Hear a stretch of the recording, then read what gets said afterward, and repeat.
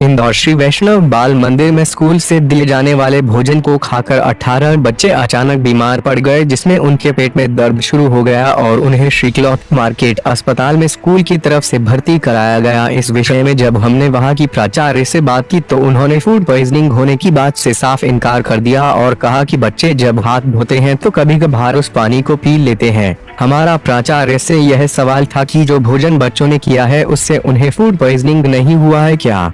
अगर हम प्राचार्य के स्थान पर ध्यान दें तो उनके हिसाब से बच्चों में हाथ साफ ठीक से नहीं किए, जिसकी वजह से उन्हें पेट में तकलीफ हुई। अगर ऐसा है तो हमारे मिलेनियम स्टार अमिताभ बच्चन जी, जो कि स्वच्छता के ऊपर इतना बड़ा ऐड देते हैं, तो क्या बच्चों की स्वच्छता पर स्कूल वालों को ध्यान नहीं देना चाहिए? इससे हमें विद्यालय की तरफ से बच्चों के लिए लापरवाही वाला नजरिया सामने आता है, जो कि बच्चों की सेहत के लिए ठीक नहीं है। विद्यालय स्टाफ से यह निवेदन है वे बच्चों की स्वच्छता पर भी ध्यान दें और बच्चों को स्वस्थ रहने में सहयोग करें। इस विषय में स्कूल प्रबंधन की तरफ से लापरवाही बरती गई, जिसके चलते बच्चों के माता पिता को जानकारी दिए बिना ही अस्पताल में भर्ती करा दिया गया तथा जब बच्चे समय पर घर नहीं पहुंचे तो उन्होंने स्कूल में फोन लगाकर जानकारी मांगी कि हमारे बच्चे अभी तक क्यों नहीं पहुंचे। तब स्कूल प्रबंधन की तरफ से बच्चों के माँ बाप को बताया गया कि आपके बच्चे हॉस्पिटल में एडमिट है। इस तरीके की घोर लापरवाही सामने आई है। इंदौर से इमरान खान की रिपोर्ट। खाना खाया, अच्छा, और उनमें से सिर्फ इन 18 बच्चों को ही तकलीफ हुई। तो उसकी क्या वजह है? हाँ, उसकी वजह मौसम हो सकता है।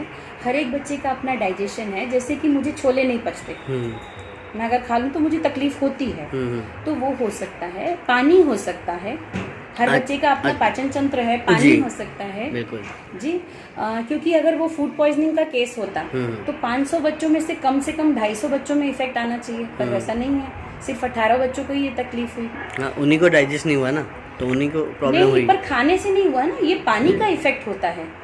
बारिश के मौसम में पानी से प्रॉब्लम होती है। पानी तो मैडम खराब होता है तो सभी को इफेक्ट होता है, फिर सभी को होना चाहिए था। लेकिन कई बार ऐसा होता है कि ये लोग हैंड वॉश करने की जो जगह होती है, बच्चे हैं, बात तो सुनेंगे नहीं किसी की। स्कूल में 5-5, 6-6 आरओ लगे हुए हैं, जगह जगह इंडस्ट्रियल आरओ, लेकिन उसके बावजूद भी वो कई बार कुल्ला करने के लिए जो पानी लेते हैं हाथ में, वो अगर उन्होंने ले लिया, कंज्यूम कर लिया, क्योंकि ये फूड पॉइजनिंग का तो कोई केस नहीं है। आप फूड पॉइजनिंग बोल के नहीं कर सकते। फूड पॉइजनिंग, फूड में अगर कोई कंटेमिनेशन होता है तो वो मल्टीपल लोगों में फैल सकता है। पर ऐसा मालूम पड़ा कि आज जो फूड उनको खिलाया, पाव भाजी थी जी, तो उसमें जो पाव थे उसमें कुछ खराबी थी? नहीं, पाव में कुछ भी प्रॉब्लम नहीं थी। अगर होती तो बाकी बच्चों में भी आता ना।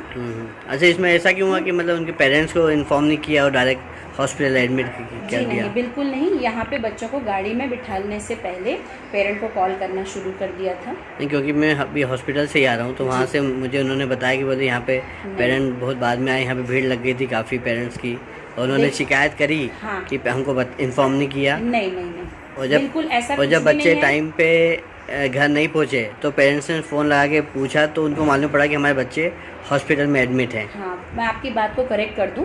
पहला तो ये कि भव्य नाम का एक बच्चा है जिसका फ़ोन नहीं लगता है यूजुअली, उस बच्चे का फ़ोन नहीं लगा है। इसके अलावा जो भी 18 बच्चे हॉस्पिटल गए हैं, हर एक को हमारे रिसेप्शनिस्ट हैं, उन्होंने वैन में जो एम्बुलेंस हमारी देखी है, हमने सबसे पहला एक्शन ये लिया कि बच्चों को तकलीफ है तो पेरेंट को इन्फॉर्म करके कोई पैनिक हो उससे पहले यहाँ पे उनको लिटाया, आराम कराया।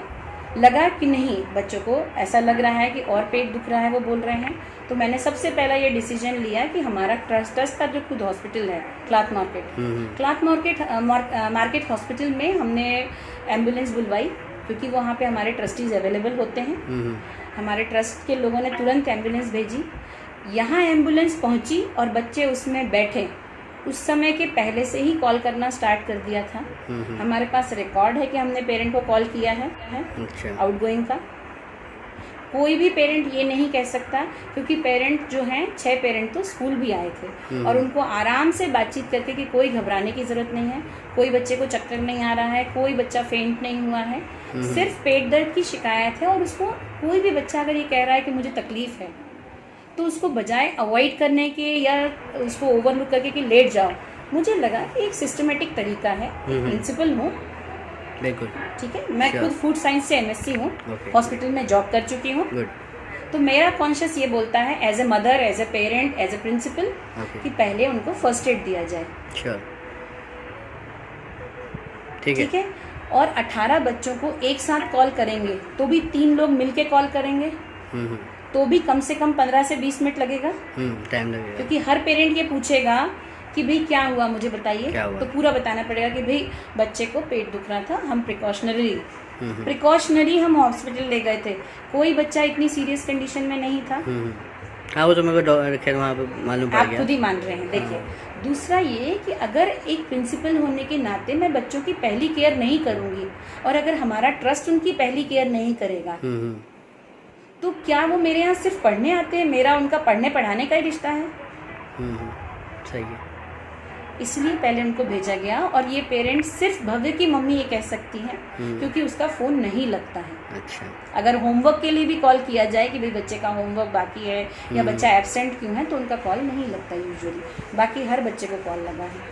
और वहाँ जाके यहाँ जो पेरेंट आए थे 6 लोग, उनको समझा के भेजा था कि आप जाइए, लेकिन टोटल 18 में से 6 बच्चों के पेरेंट जाते हैं, 13 के नहीं जाते हैं, तो उन बच्चों के भी सिर पे हाथ फेरिएगा कि बेटा हम आ गए हैं, हम भी आप ही के अंकल हैं, घबराओ मत। ये सब यहाँ से बोल के भेजा है मैंने पेरेंट, ताकि बच्चे भी पैनिक ना करें। हाँ, और जब तक बच्चों को आराम नहीं हुआ, वहाँ हमारे स्कूल के सबसे पुराने एम्प्लॉय जो हैं, हमारे एडमिनिस्ट्रेटिव ऑफिसर, वो थे। अच्छा। 2 सीनियर जेंट्स टीचर थे, मैं खुद थी आधे से पौने घंटे तक। हमें तो अभी जस्ट अभी आए जब उनकी छुट्टी हो चुकी थी जी।